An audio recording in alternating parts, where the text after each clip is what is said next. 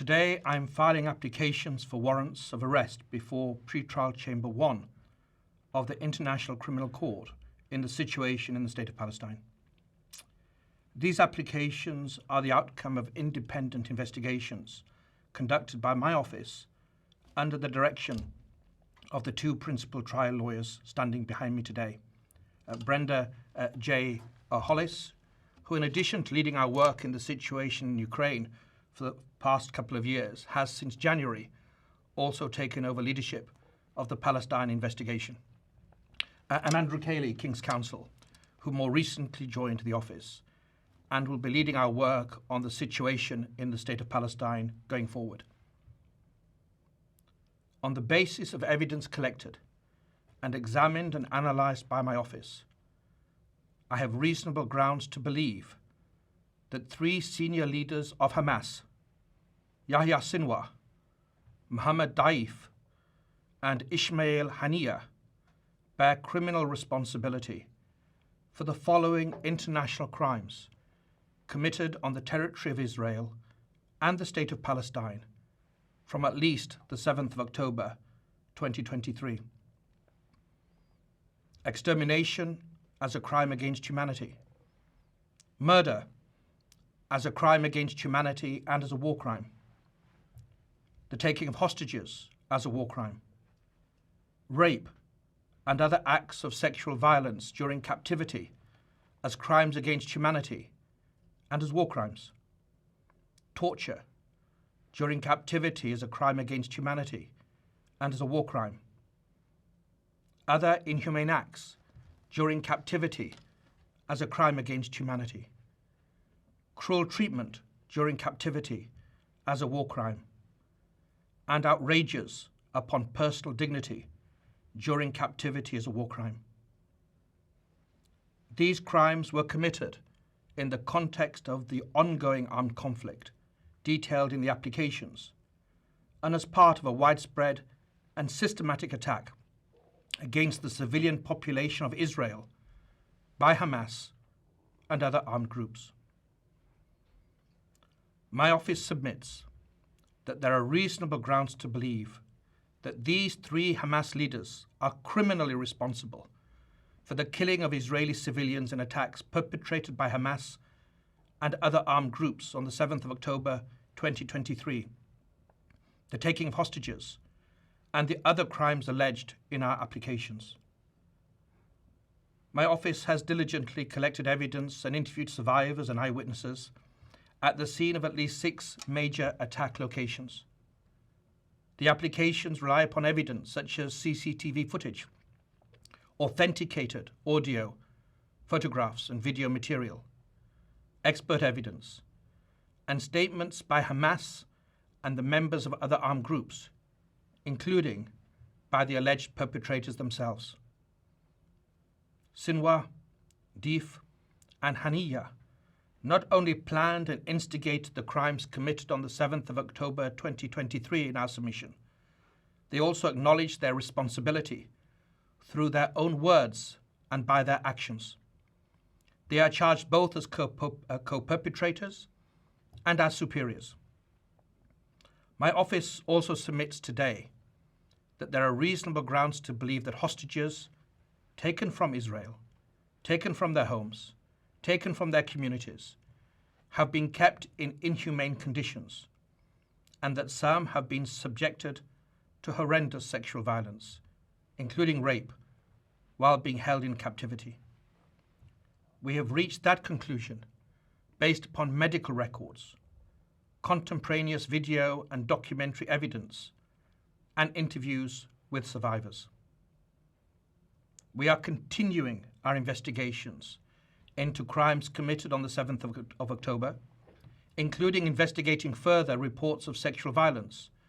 And I repeat and underline my call for the immediate release of all hostages taken from Israel and for their immediate safe return to their families. This is a fundamental imperative, demanded by good conscience, demanded by morality, and demanded by international humanitarian law.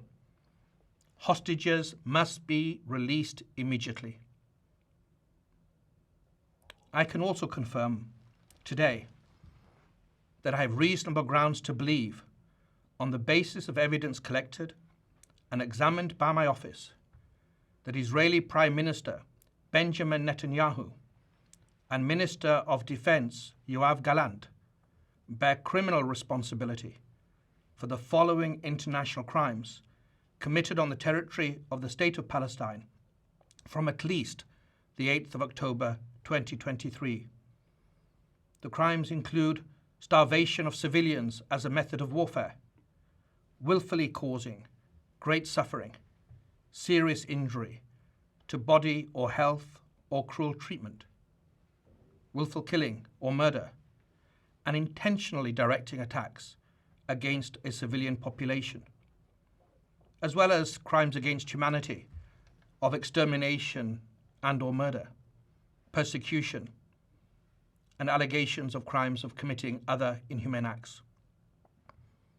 It's alleged that these crimes were committed in the context of the ongoing armed conflict and as part of a widespread and systematic attack against the civilian population of Gaza, pursuant to a state policy. Unfortunately, these crimes continue to this day. My office submits that these individuals, through a common plan, have systematically deprived the civilian population of Gaza of objects indispensable to human survival. We have reached that conclusion based upon interviews with survivors, many eyewitnesses, experts, from satellite imagery, statements from Israeli officials, including the 2 individuals subject to the present application, as well as based upon several hundred authenticated videos, photographs, and audio recordings, many of which were taken and shared by victims and eyewitnesses themselves.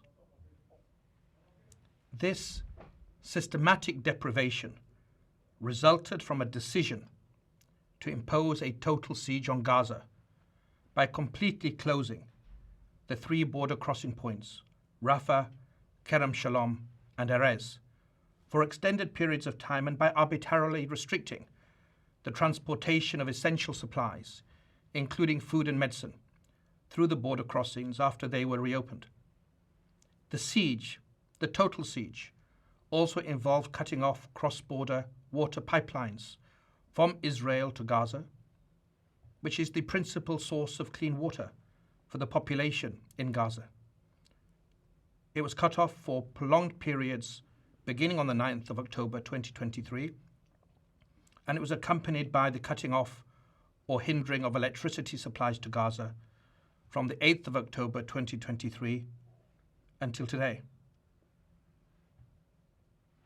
That conduct took place alongside attacks that killed civilians, including people queuing for food, the obstruction of aid delivery by humanitarian organizations, and attacks on aid workers that forced many of those same humanitarian organizations to either cease operations or limit their life-saving efforts in Gaza.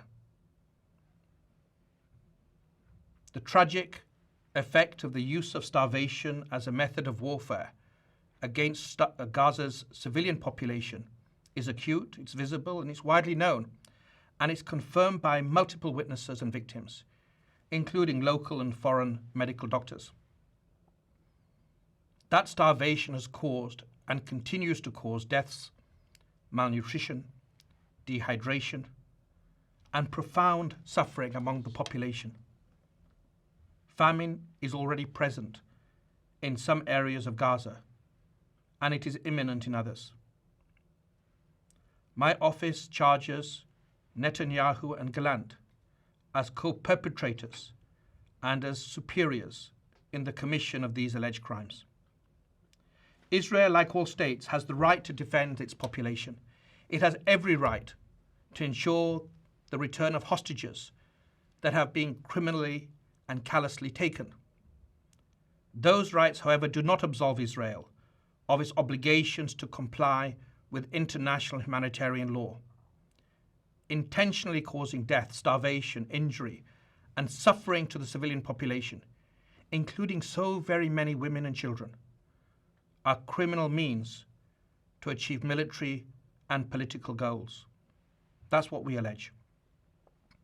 As I have repeatedly underlined, since last year in Egypt, in Israel, and in Palestine, and again this year, those who do not comply with the law should not complain later when my office takes action based upon solid evidence. That day has come. Today we underline in the clearest possible fashion that international law and the laws of armed conflict apply to everyone.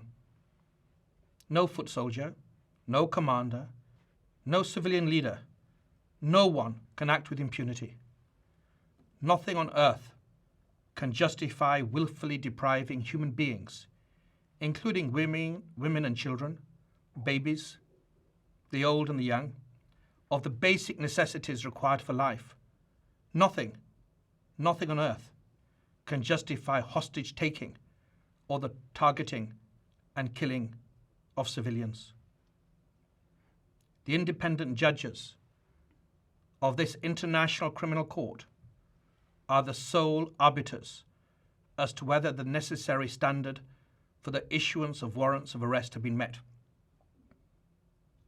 The judges of the International Criminal Court must be now given the space to do their work and to dispassionately and objectively review the evidence that we have submitted. Should the learned judges approve my applications and issue the requested warrants, I will work closely with the registrar of the court to apprehend the named individuals. I call upon and count on all states, especially state parties to the Rome Statute, to approach this application and the subsequent judicial decision that will be rendered with the same seriousness they have shown in other situations. I also stand ready to work with non-state parties in our common pursuit of justice and accountability. It is critical in this moment that my office and all parts of the court continue to conduct our work with full independence and impartiality. And I insist that all attempts to impede, to intimidate, or to improperly influence the officials of this court cease immediately. My office will not hesitate to act pursuant to the provisions of Article 70 of the Rome Statute if such conduct continues and persists. We will also submit further applications for warrants of arrest if and when we determine, after independent and objective analysis, that the threshold of realistic prospect of conviction has been met. My office is advancing multiple and interconnected additional lines of inquiry, including concerning reports of sexual violence during the 7th of October attacks in Israel and in relation to the large-scale bombing that has caused and continues to cause so many civilian deaths and injuries and so much suffering in Gaza. I renew my call for all parties to the current conflict to comply with these basic principles of law without any further delay. I also wish to emphasize that the principle of complementarity at the heart of the Rome Statute will continue to be assessed by my office as we take action in relation to the alleged crimes and alleged perpetrators, and as we move forward with other lines of inquiry. But complementarity requires us to defer to national authorities only when they sincerely engage in independent and impartial judicial processes that do not shield suspects from accountability and which are not a sham. It requires thorough investigations at all levels, addressing the policies and actions underlying these applications. Today, I wish to underline one message very clearly. It's my strong conviction that if we do not demonstrate our willingness to apply the law equally, if it is seen as being applied selectively, we will be creating the conditions for its complete collapse. And in doing so, we would be loosening the remaining bonds that hold us together, the stabilizing connections between all communities, all individuals, the safety net to which all victims look to in times of suffering. This is the true risk we face at this perilous moment. Now more than ever, we must collectively demonstrate that international humanitarian law, the foundational baseline for human conduct during conflict, applies to all individuals and applies equally across situations addressed by my office and by the court. This is how we will prove, tangibly, in real terms, for all victims, that the lives of all human beings, wherever they may be, have equal value.